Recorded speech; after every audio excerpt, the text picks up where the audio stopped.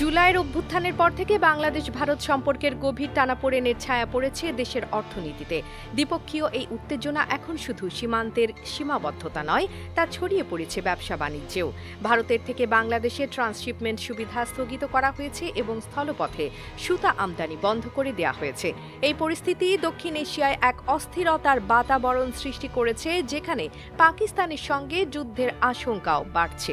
বাজার ব্যবসায়ীরা সতর্ক করে বলছেন, এই যুদ্ধ দীর্ঘায়িত হলে তৈরি পোশাক রপ্তানি খাতের উপর এর মারাত্মক প্রভাব পড়বে।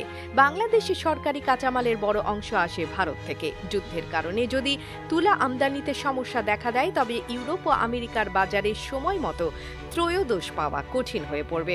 বিকেএমইএস এর প্রেসিডেন্ট মোহাম্মদ হাতেম বলেন, ইউক্রেন রাশিয়া যুদ্ধের পর এই নতুন সংঘাত দীর্ঘমেয়াদী হলে দেশের রপ্তানি খাতের ক্ষতি অবধারিত। পরিসংখ্যান অনুযায়ী 2023-24 অর্থবছরে বাংলাদেশ ভারত ও পাকিস্তানে পণ্য রপ্তানি করে, যেখানে ভারতের জন্য এই পরিমাণ ছিল $1570 মিলিয়ন এবং পাকিস্তানে $62 মিলিয়ন।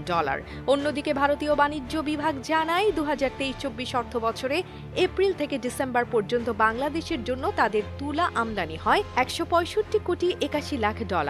চলতি অর্থবছরে একই সময়ে এই সংখ্যা বেড়ে দাঁড়িয়েছে $203 কোটি 29 লাখ, যা মূলত তৈরি পোশাক খাতে ব্যবহৃত হয়ে আসছে।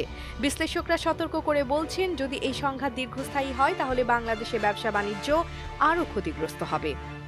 AB news desk report.